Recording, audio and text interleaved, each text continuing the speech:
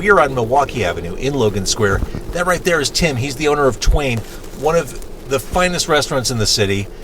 In the back seat, the returning champion, Seth Zurer, co-founder of Baconfest. This is the 4th annual Baconfest preview on Con Carne. Con Carne, why is that funny? Because it's the 4th annual Baconfest preview of the 11th annual Baconfest Chicago. That's all. It's just like 24-hour Church of Elvis open from 9 a.m. to 10 p.m. Con Carne, presented by the Autobarn Mazda of Evanston. This car we're sitting in, this spacious car we're sitting in, is a Mazda CX-9. It's a new CX-9. It is perfect for eating food from Twain. It's also perfect if you're thinking about hitting the road for spring break. A lot of families may want to get out. This is the perfect car for a road trip. Lots of space. More importantly, it's safe. The safety features on this are extraordinary. Although if you're driving by yourself, one of my favorite features, the stereo system kicks ass. I love the sound system in here. The Mazda CX-9. Go take a test drive. Mazda, the Autobarn Mazda of Evanston, 1015 Chicago Avenue. Are you gentlemen ready to talk bacon and eat food from Twain? Yes, sir, I am. Yes. Okay, let's do this. It's Con Carne. Let's eat in the car. It's Con Carne. And now here's the star of our show, James Van Alstyne. Let's talk about Twain real quick because you've got food. So, Tim, when did Twain open? 6 months ago. Just 6 months ago. Yep, we're babies. You're babies. Let's talk about the food because I don't want it to get too cold. You are sitting with something magnificent on your lap. Don't think I haven't been looking at your lap this entire time. I'll try and show it to the crowd. So this, in my hands, is our braised pork shank. It's been smoked after braising, and then Brussels sprouts, butternut squash puree, apricots on top, and a mustard sauce. The apricots, I mean, look at that. The golden. Look at this braised pork shank. It's good. This is lovely, and come on now. Smells good. Smells good. All right, what else do we have back here? So we've got our twice-baked potato gnocchi, kind of one of our signature dishes. It's So the gnocchi is in the baked potato. Yeah, the gnocchi is part of the twice-baked potato magic, which is one of the best potato preparations you could ever have. And so that is bacon on top, right? Yes, I knew who I was with. Yeah, okay. Don't mess around with Seth in the back seat. And then this one is our wedge salad with our bacon steak, because no other word describes the breadth, width, and just magnificence of that bacon. See, when people think of a wedge salad, they just think of a big head of lettuce with blue cheese. This is clearly not that. You know, we dabble in the blue cheese world, but we have green goddess on this one. That's what that is. Yeah, blue cheese for me, just it is the soul voice in the choir, and we wanted a real chorus. That looks fantastic. I don't know how we're going to do this, but we're going to eat this stuff as we talk. So or you've got your own. I have some. I'll cut some of these pieces. You've stolen mine in your door. Oh. That's cool. So Twain is making, not only are you new to Milwaukee Avenue and just the Chicago restaurant scene as a restaurant, you're making your Baconfest debut. Baconfest, Seth Zurer, is when? April 5th and 6th. It's less than a month away.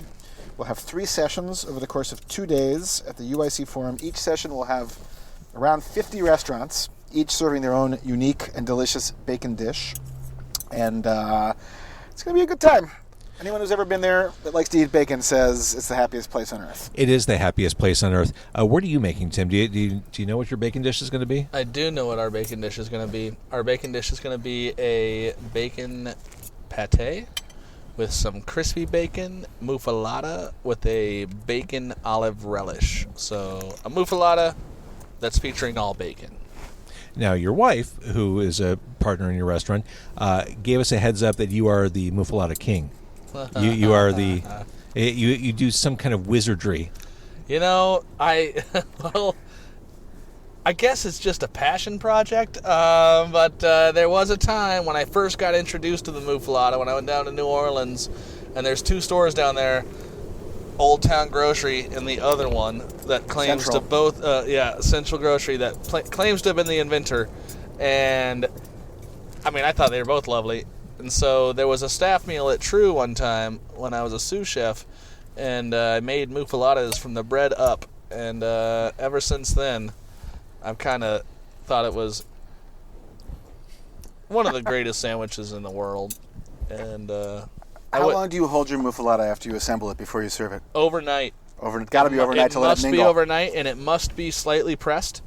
And there's no fresh muffalata. I'll never go into a deli and ask for a muffalata where they shave the pate and shave all the stuff. And so it's the olive relish, man.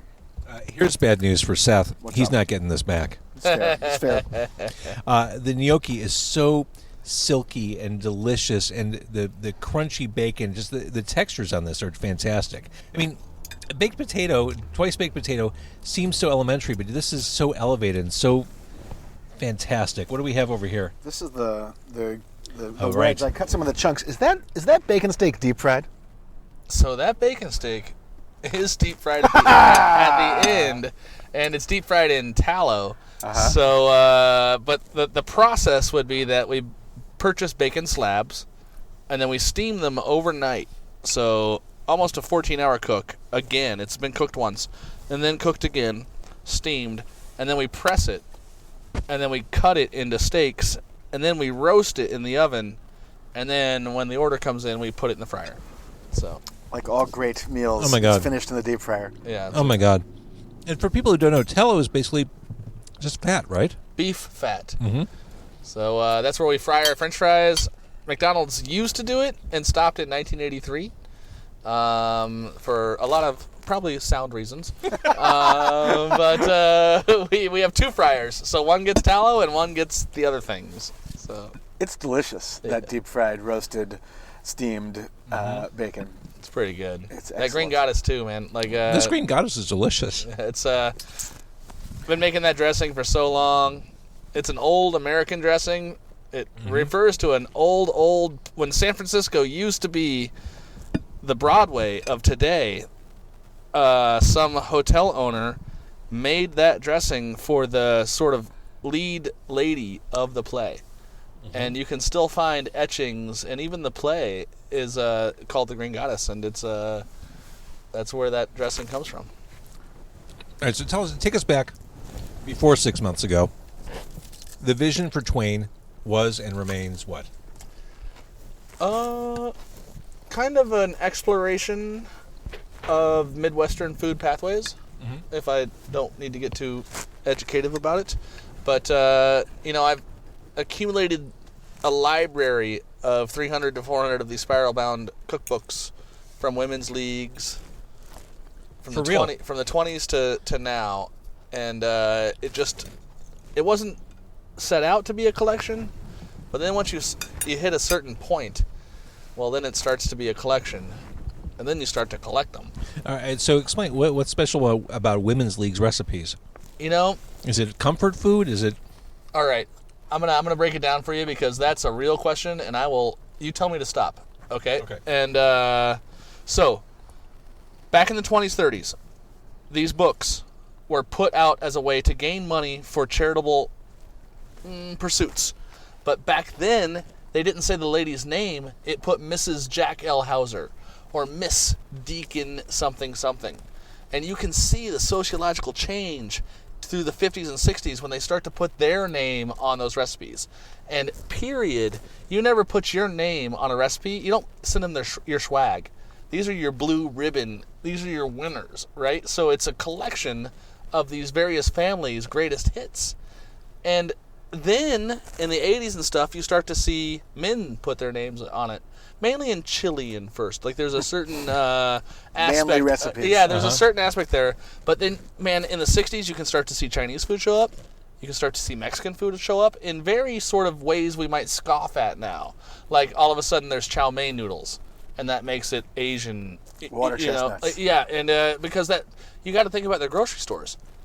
That was all. It wasn't like now where you could have a whole section of those ingredients. Sure. And so, not to go too far into this thing, man, but once you have so many, you can see the forest for the trees, and it is one of the few published things we have in America that are not Library of Congress ISBN numbered. These things are pretty guerrilla, almost like zines. And That's a great way to describe it. you know, and man, is that just a wonderful community. You can feel it's almost like a time capsule. So many people made little notes in the margins, really good, or even a date when they made it. So I've started, if I make them, to add a date to it too, because I know that these things will last beyond me. That's so cool. And it's this real way to touch these ladies, almost better than an obituary. Like, you know, it's, and not touch them, they touch me. And it's just, once you get enough of them and you start to dive deep, you just, geez, this is their best. And they are speaking, this might be their only outlet at the time, you know, and it survived 80 years to come into my hands. And my hands are probably the 5th to have touched it. And just the magic of that is fascinating. My old pal Jessica Cummins' mother just said, I have one from my elementary school in the early 80s. It's fantastic. So she gets it. She gets you. Yep.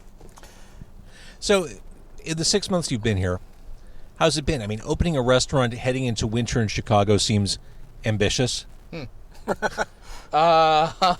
is. It's a lot different than just being a chef. Chef owner is a lot of things that you don't know about. Do you know that sales tax is on the 20th of every month? Well, I never knew that. I didn't even know that got paid. And, you know, like, payroll every 2 weeks. Like, it is wonderful, and it's wonderful because of the climb of learning. But there's a bit of a precipice looking over it. You're like, holy shit. So I try and keep it day to day and dish to dish, but that doesn't happen really. There's a lot of things that are successful and some things we're learning to be better at. Well, what a comfortable vibe when you walk into Twain. And it's funny, I was telling a friend of mine, my friend Dan, who I work with, he always asks where I'm going for my podcast. I said, I'm going to Twain in Milwaukee tonight. He said, I was just there with my wife a couple weeks ago. We have the surf and turf. You're going to be blown away. That place is so good. So I've got to ask. He wanted me to ask about the surf and turf. He said there's a seafood in there or a fish I couldn't quite describe. It was kind of like onion rings on the plate. What's going on with? Yeah, that's awesome. Surf and turf for us right now in this iteration is meatloaf is our surf or our turf, and our surf is unagi, broiled eel.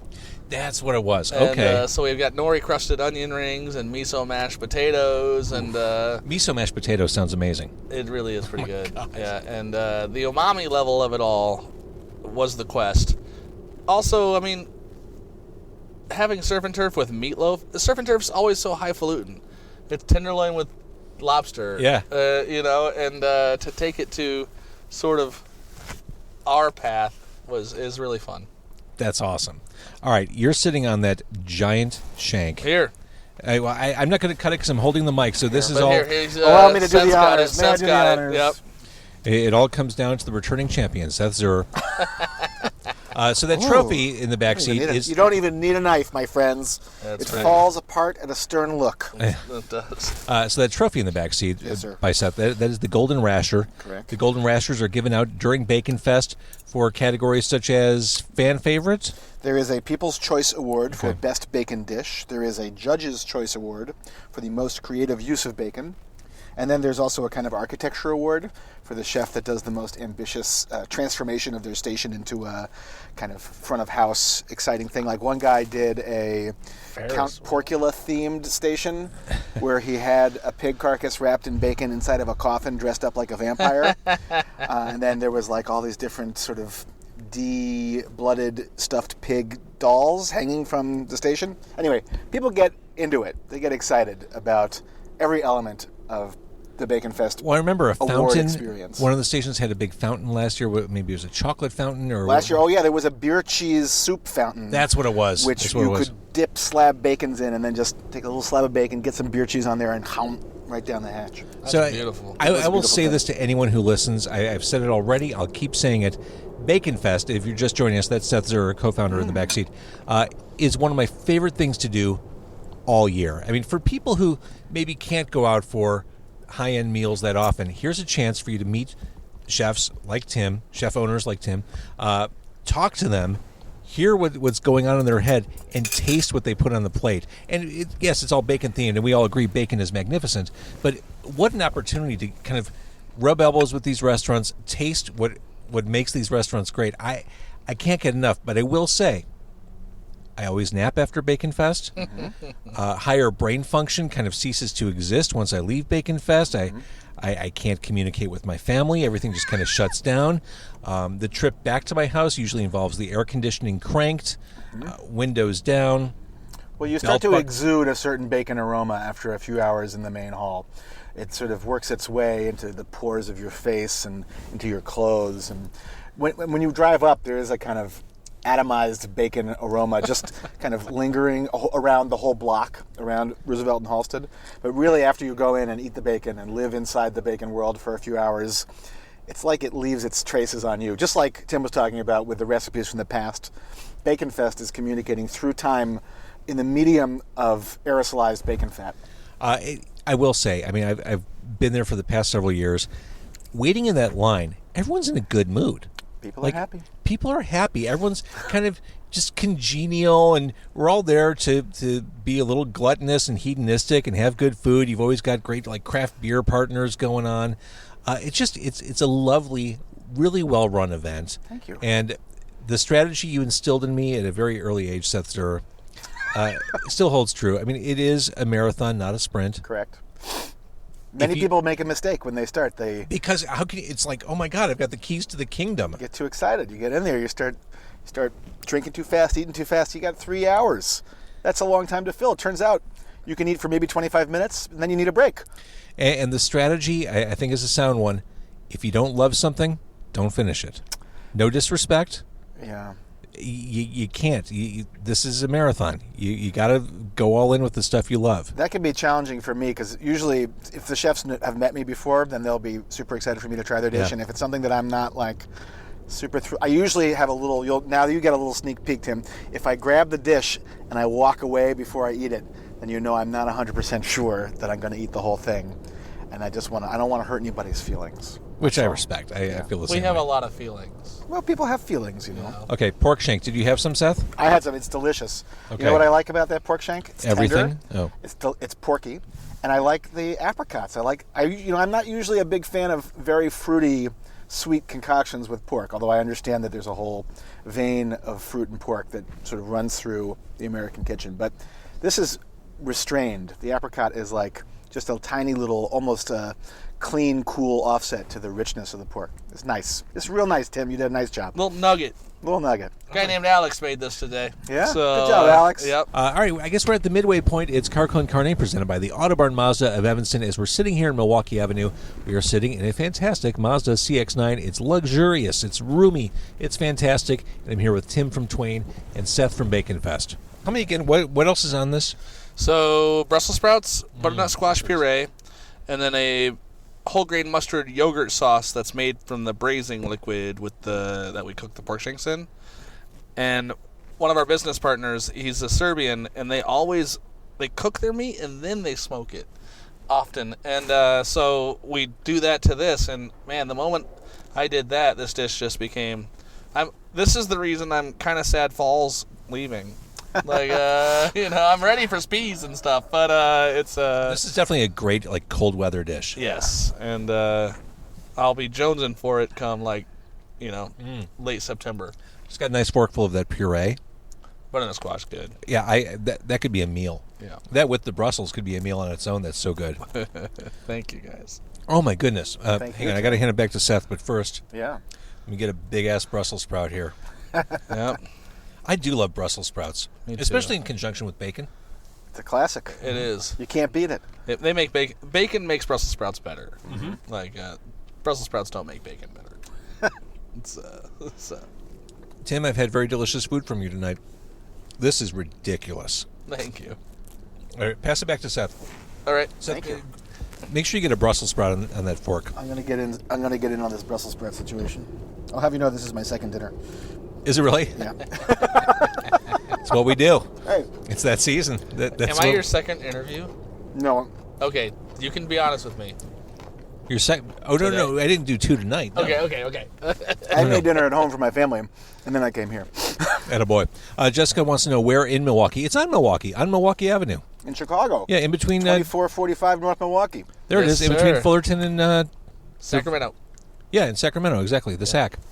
The sack. When you're coming out of Taco Bell Cantina, and you're still hungry, just veer. We're right next to the pawn shop, right next to Polly G's. Do you have? Is They're it possible to make it supreme at Twain like it is at the Cantina? 100%, but you got to bring your own garnish. Oh. Like, it's. I came with all this stuff. Can I put it on here? Yes.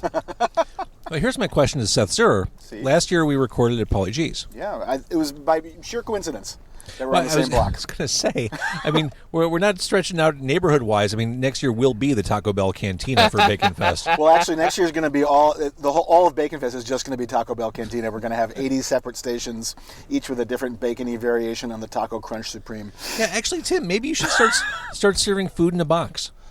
Well, Do you have a guacamole gun in the kitchen? dreams, guys. Like, I can't execute it. I'm only 6 months old. Okay, so it's. But the restaurant is 6 months old. You, though, have a storied restaurant career. I mean, can you give a little resume history? Sure, I will. Grew up in Columbia, Missouri, Central Missouri. Went to the University of Missouri, go fighting Tigers, and then went on to culinary school in Vermont, and then came to Chicago for my first internship at a restaurant that used to be known as True, and just never got it out of my hair. So I came back after my second internship in Milwaukee and stayed at True for about 10 years, all the way from the bottom to the top. I was from Garmager, the guy putting the caviar on the staircases, to the executive chef. And then went on to help close Brasserie Joe and open Paris Club with Let Us Entertain You, which also owned True. And then opened Travell in the Langham Hotel downtown. And this is kind of my first Not River North project. And it's definitely the first one I've ever owned. And so here we are on Milwaukee Avenue. Love it. This is a good place. I like this from a date perspective. This would be a fine place to take a date. Also, just a cool place to hang out with friends. Like, it really has a warmth to it. Furniture-wise, vibe-wise, it's a cool place. You figured it out. We love the way it looks. We love to be there. We love this stretch of the block. I mean, Polly G's, Derek at Polly G's is awesome. A stereo across the street. Daisy's up the road. Like, we just keep seeing the Rattler behind us. Revolution kind of was the vanguard of it all. Yeah. And, it's great to be a part of a neighborhood that feels like a neighborhood.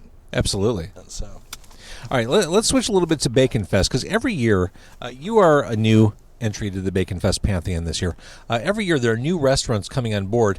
Speaking of lettuce, Baba Reba, they've never done Bacon Fest before? No, amazingly, but they seem like a natural fit. After all, they have the signature bacon wrap dates. Yeah.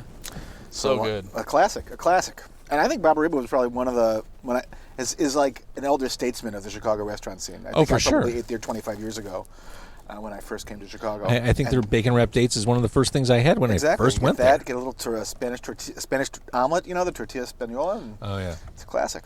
Also, a new restaurant and a new addition to Bacon Fest, the Murray Brothers Caddy Shack. Yeah. Murray Brothers. Are you familiar with this restaurant? Oh, it's the Bill Murray family. Well, it's Bill Murray's brother is the chef, and it's in Rosemont. Oh, he's actually the chef? Yeah! I did not know that. I think he's the chef.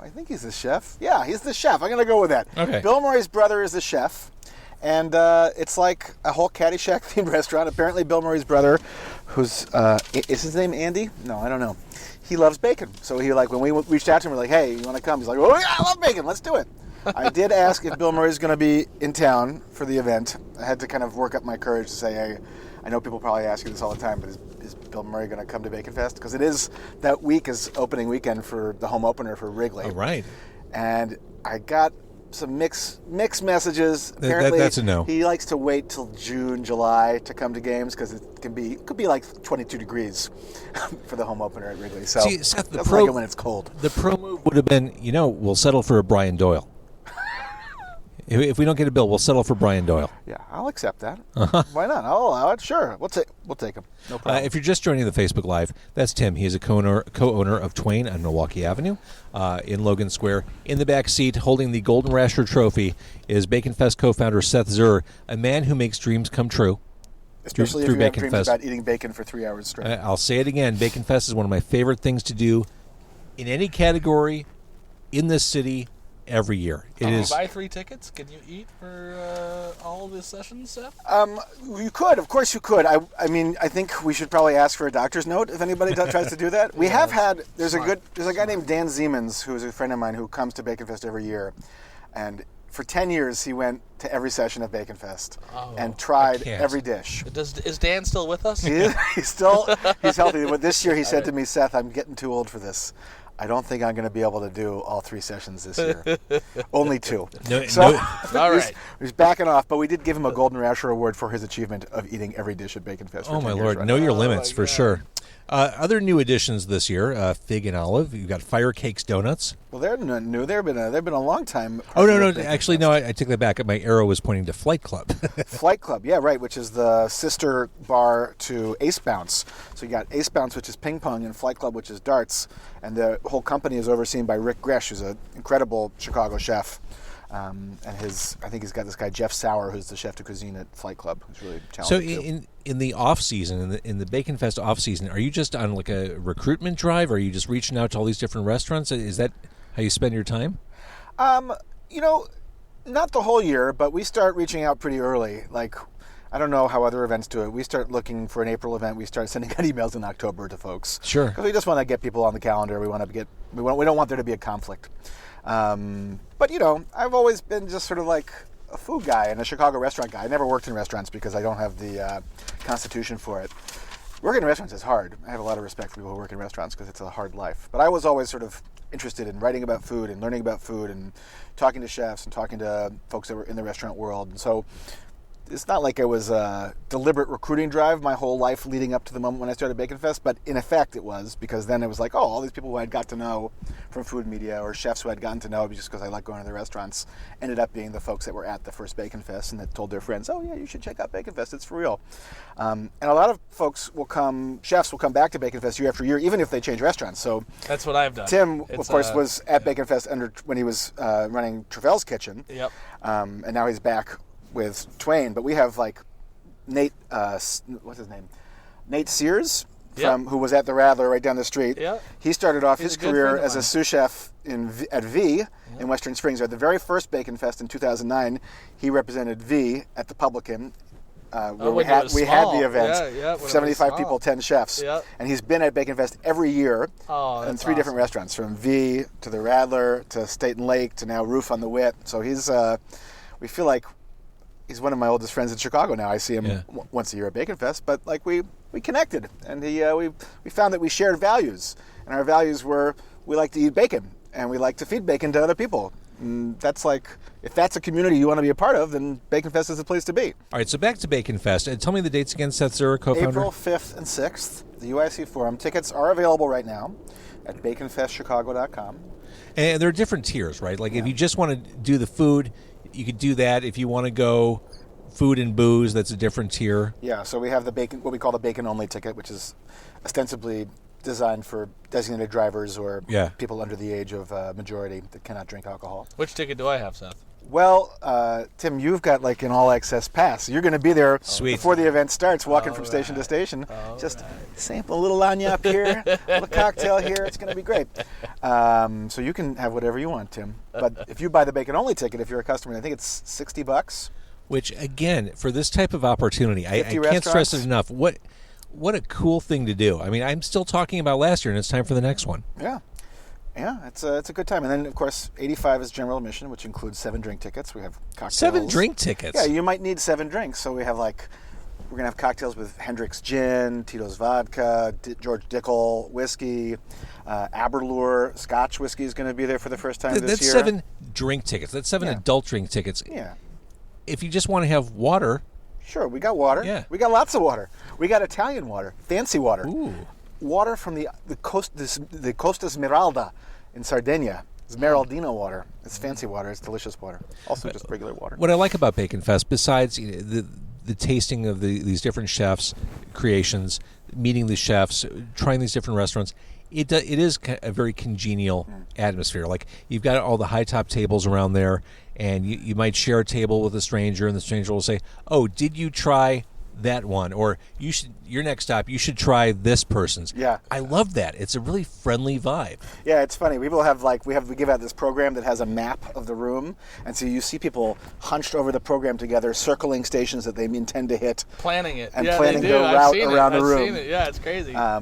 Yeah. I see. The map just got in my way. I tried that the first year or two. Now I walk the room. That's what I do as well, because even though I have assembled the map with my two business partners, when I have 10 minutes to just enjoy myself, I just let serendipity guide me. I see my friend and Yes. say, oh, look, there's Tim. I want to try his muffalata. Oh, look, there's Nathan. I want to try his, I don't remember what he's making this year.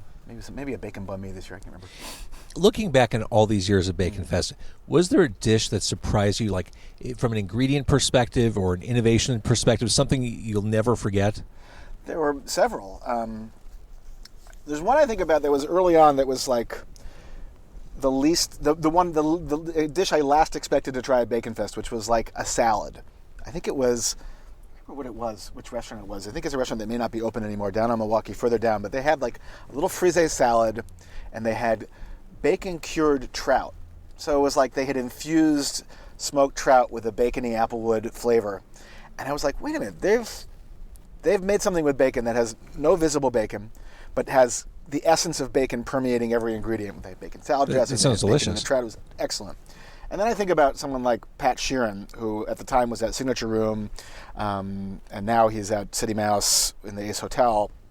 Again, this speaks to the idea of trying restaurants that most people may not be able to go to on a regular basis, or even once. That's one of the really cool things about this. Go ahead. So yeah, Pat Sheeran sort of said, he almost took a molecular gastronomy kind of deconstructed postmodern view of bacon and said, okay, what am I going to do? I'm going to make pancakes with bacon, but I'm going to take, he said he's going to make sausage and pancakes. So he took slabs of bacon, cut them in long, like thick, square pieces, and then he took other bacon, he ground it up into a sausage meat, and then he stuck the slab of bacon onto a sausage stuffer and stuffed it with the ground bacon. And then he braised it in like a maple gastrique for maybe 5 hours until it was soft, and he sliced it thin, and you could see the kind of cross-section of bacon meat, ground bacon, and then he took some pancake batter and whizzed it up in a blender until it was foamy and dolloped it on top. And that was his take on sausage and pancakes. That sounds phenomenal. It was extremely delicious, extremely creative, and like it basically, you hear chefs like Tim talk about food as a way of kind of communicating across generations. These guys take food very seriously. They take it seriously as a cultural force that shapes our country and our lives, and they take seriously the idea that it's a realm that's worth it to really think creatively about, and to break it down into these fundamental questions about, okay, what tastes good? What does food mean? What does it mean to eat something that reminds you of your childhood but is completely mediated by a million different fascinating techniques? What does it mean to transform an ingredient but still remain sort of have fidelity to what's interesting about it and good about it? And so that's like what's super thrilling for me, is to see how these chefs every year after 11 years still come up with surprising, interesting, unexpected ways to experience a flavor that's familiar and comforting and delicious. So I'm sorry, I started rhapsodizing. That's cool. You're comforting and delicious. Wow, thanks, James. I appreciate that. True. All right, so to recap what we've experienced tonight. Yeah. Tim, Twain, the restaurant, the address is? 2445 North Milwaukee Avenue. What a great place to go. Book your reservation. Go have the meal of your life. Twain Restaurant in Logan Square. In the back seat, the returning champion, Seth Zurer, co-founder of Baconfest. Hold that trophy up one more time for the kids at home. That's right. If you want to see who's going to take home the Golden Rasher Award for the most creative use of bacon, you got to do it at Baconfest Chicago, April 5th and 6th. Damn, I want Tickets at baconfestchicago.com. I would imagine. I mean, there it is. It's right in front of you. He's taunting you with it. I've seen it. You've never seen it like this, because until this year, the Golden Rasher Award was actually a 3-inch tall pig statue. So we decided to upgrade it. Yeah, so now it's like a Little League trophy. This is, as you said, almost karate level. Yeah, it's almost of karate glory. level. Yeah. This is no mere participation trophy. no mere participation trophy. Which session are you doing? Friday dinner. afternoon. Yep. Is the Saturday night when all the drinkers come out? Like, I usually do the Saturday lunch, and it's pretty tame. Saturday lunch is usually the most tightly packed in terms of. Oh, it's definitely people packed. that Yeah. come. Saturday night is, I think, when people come to let their hair down. Yeah. Kind of like Saturday lunch. People are eager to get as many bites in as possible. Like they're very focused and driven. Saturday night, people are eager to It's a party. have a party and have a good time. Perfect. So there you go. That kind of sets the stage for whatever your preference is. Baconfest.com. Baconfestchicago.com. Baconfestchicago.com. Get your tickets. I'll see you there. I'm going to the Saturday lunch. Am I going to the Saturday lunch? Whatever you want, James. I'm going to go to the Saturday You want lunch. to try all three? Go for the trifecta. See if you can survive. I can't. Just up your Lipitor dose. I do want to say hi to Blind Adam, who's watching. Blind Adam in the Federal League. Fantastic local band. He was in the car last week, and the entire time we recorded, the dashboard mount kept falling, and he asked, has the phone been staying on the windshield this time? Yes. I licked remarkably. it really well. Yeah. It's been technically flawless, Adam. Technically So flawless. I don't know. Maybe Adam brought some kind of ancient curse to the car that caused it to keep tumbling off the windshield. But thank you for watching, Adam. Thank you for watching, Blair. Thank you for watching, Jessica. Thank you for watching, everybody. Bacon Fest. Go eat food, celebrate it. Go to Twain. You guys are awesome. Thank you for doing this. Con Carne, presented by the Autobarn Mazda of Evanston. We're going to make this go away.